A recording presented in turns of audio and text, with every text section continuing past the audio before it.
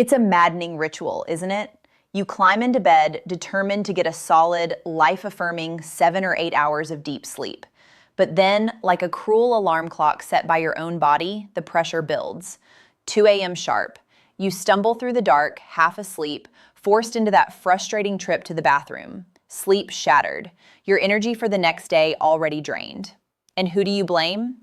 That harmless glass of water you had an hour before bed. Or maybe you just sigh and think, well, I guess this is what getting older feels like. But what if I told you that the biggest, most fixable reason you're waking up at 2 a.m. has nothing to do with what you drank, and everything to do with how your body manages gravity and temperature while you sleep? The truth is, your bladder is just the messenger. The real culprits are subtle gravitational fluid shifts and ancient biological responses that your body struggles to manage when you're lying down. These forces push your kidneys into overdrive right in the middle of the night. I'm Dr. Victoria Adams, and for the last 12 years, I've specialized in integrative health and sleep medicine, focusing on practical, non-invasive solutions that honor both the science and the lived experience of my patients. In this video, I'll walk you through the 5 most surprising and overlooked mistakes that are stealing your deep sleep. We'll count them down from 5 to 1. And the number 1 mistake, the one involving gravity, is the most powerful and most overlooked strategy of all. Mastering it can cut your nightly wake-ups in half, starting tonight. This information is crucial for your long-term health, and honestly, for your sense of dignity and peace. Fragmented sleep doesn't just make you tired. It affects your mood, your focus, your relationships, and your overall quality of life. Sleep is the foundation upon which everything else is built, and when that foundation crumbles night after night, so does our resilience. So, if you're ready to finally reclaim those dry, uninterrupted nights, do me a quick favor. Hit that like button right now. Your click helps push this vital information to more people who are struggling silently with this very issue. Be sure to subscribe and turn on notifications so we can continue your health journey every week. And finally, I love seeing how far this community stretches across the globe. Drop a comment below and tell me what city or country you're watching from.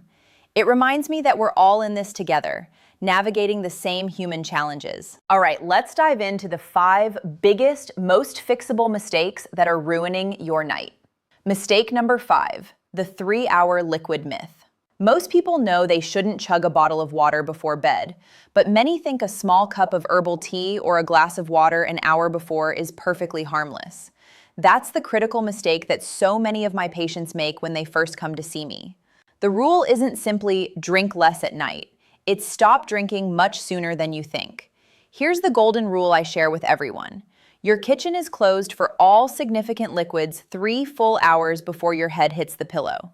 Not 2 hours, not 90 minutes, 3 full hours. Let me explain the biology behind this, what I call the ADH defense system. When you drink, the liquid must first be absorbed into your bloodstream. Your kidneys, your body's master filters, sense this increase in fluid volume and start producing urine. That entire process, from the moment liquid touches your lips to the moment it becomes urine ready for elimination, can take up to 180 minutes. So that harmless glass of water at 9 p.m. when you go to bed at 10:30 sets your kidneys up for peak urine production around 1 or 2 a.m. You've essentially programmed your body to wake you up. Now, your body does have a defense mechanism, a hormone called ADH, or antidiuretic hormone. ADH rises naturally while you sleep, telling your kidneys to slow down and conserve fluid.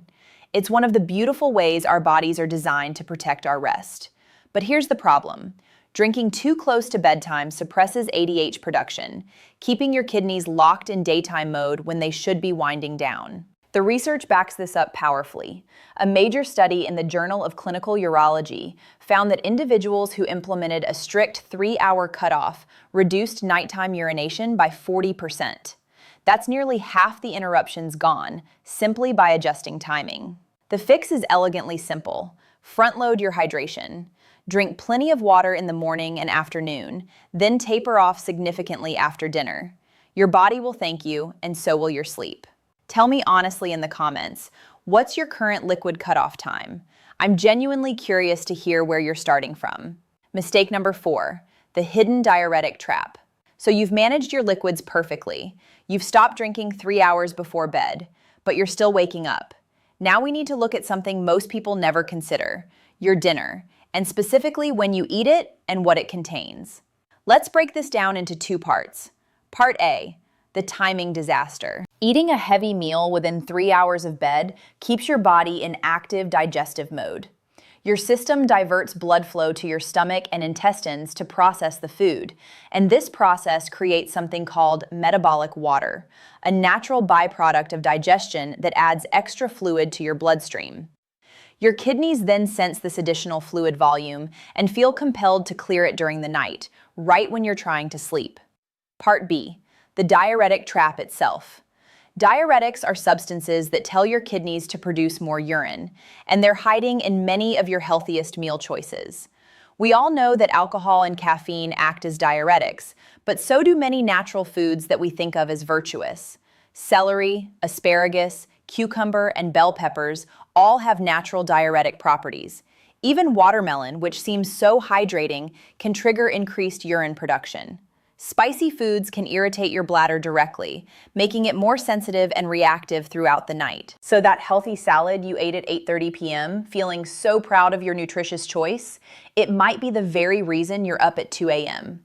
The irony isn't lost on me, and I've seen this pattern countless times in my practice. The fix requires a bit of meal planning, but it's absolutely manageable. Finish your last substantial meal 3 to 4 hours before bed.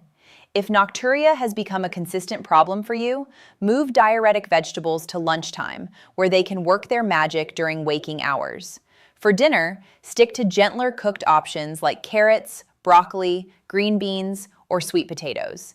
These provide excellent nutrition without the diuretic burden.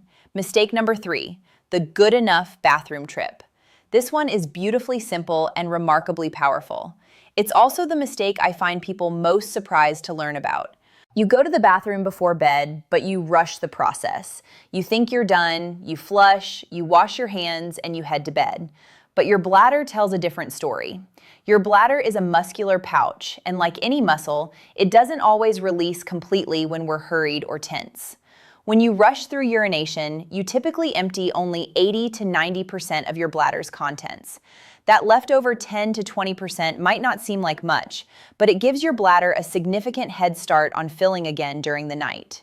The fix is a technique called double voiding, and I want you to make this the absolute final thing you do before climbing into bed. Here's how to do it properly. First, sit down on the toilet.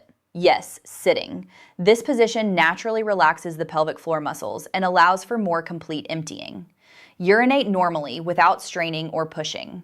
Then, and this is the crucial part, wait 30 to 60 seconds. Take a few slow, deep breaths. Let your body relax completely. Next, lean forward slightly and rest your forearms on your knees. This gentle position shift changes the angle of your bladder and urethra. Now try again. That second small release, sometimes just a trickle, makes a tremendous difference in how much capacity your bladder has for the night ahead. 2 extra minutes in the bathroom could mean 1 extra hour of uninterrupted sleep. I'd say that's a worthwhile investment, wouldn't you? Mistake number 2, your bedroom's microclimate.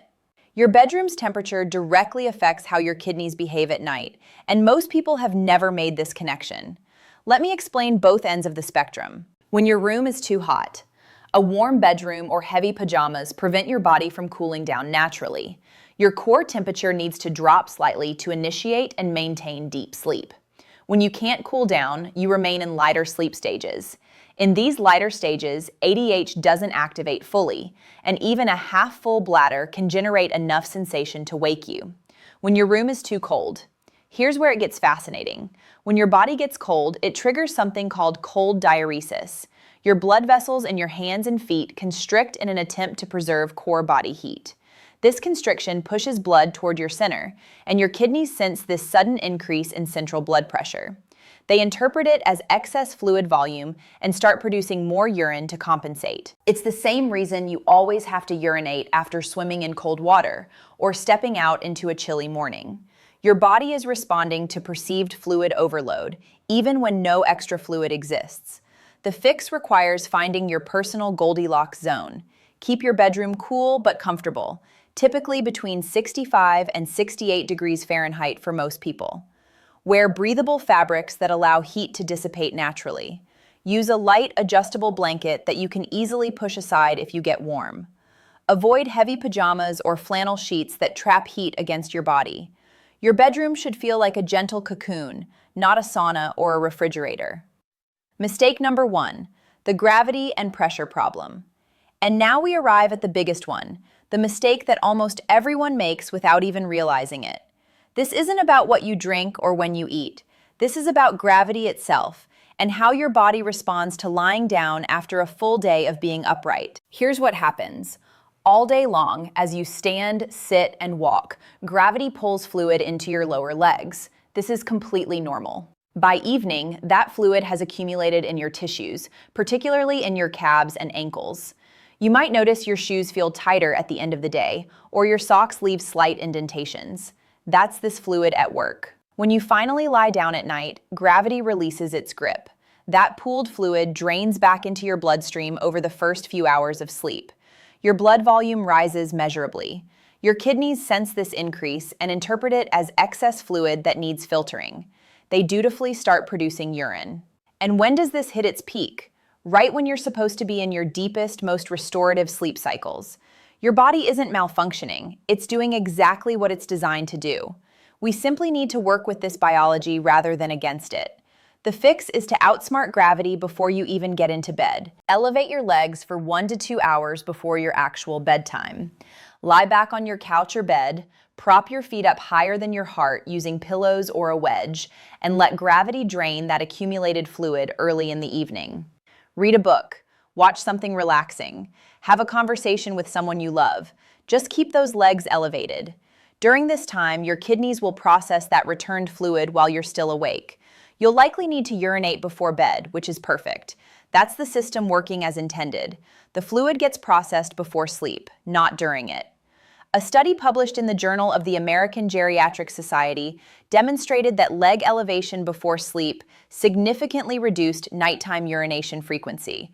The science is clear, and the solution is accessible to everyone. Here's a bonus tip. When you do go to bed, try sleeping on your side, especially your left side. This position improves overall circulation and relieves mechanical pressure on your bladder from your intestines. It's a small adjustment that compounds the benefits of everything else we've discussed. Now, I know what you might be thinking. Dr. Adams, that's a lot of changes to implement. I'll get overwhelmed and give up before I see results. I understand completely. I've worked with enough patients to know that lasting change doesn't come from dramatic overhauls. It comes from small, sustainable shifts that build upon each other. That's why I want to leave you with one final principle, the rule of 1. Don't try to fix all 5 mistakes simultaneously. Instead, think back through everything we've discussed and identify the one mistake that gave you that aha moment. The one where you thought, oh, that's me. That's exactly what I've been doing wrong. That's your starting point. Master that single change for the next 3 nights. Notice how it affects your sleep. Let the improvement motivate you. Then, and only then, add the next change. Small, consistent wins lead to lasting transformation. This approach honors both the complexity of behavior change and your inherent capability to adapt. The key to dry, uninterrupted sleep isn't a pill or a quick fix. It's understanding your body's wisdom and working in harmony with it, not against it. Your physiology isn't your enemy. It's your partner in this journey toward better rest. This is how you reclaim your comfort, your freedom, and your confidence. You're not fighting against aging or battling your body. You're partnering with your natural rhythms, learning their language, and responding with intelligence and care. Which mistake was your aha moment? That's your starting line. Tell me in the comments below. I read every single one, and your experience might help someone else recognize their own pattern. And if this video gave you a plan you can start implementing tonight, type plan in the comments. It helps me understand what's resonating with this community. Subscribe and turn on notifications so we can continue this health journey together. There's so much more to explore, and I'm honored to be part of your path toward better sleep and better health. Take care of yourselves and sleep deeply.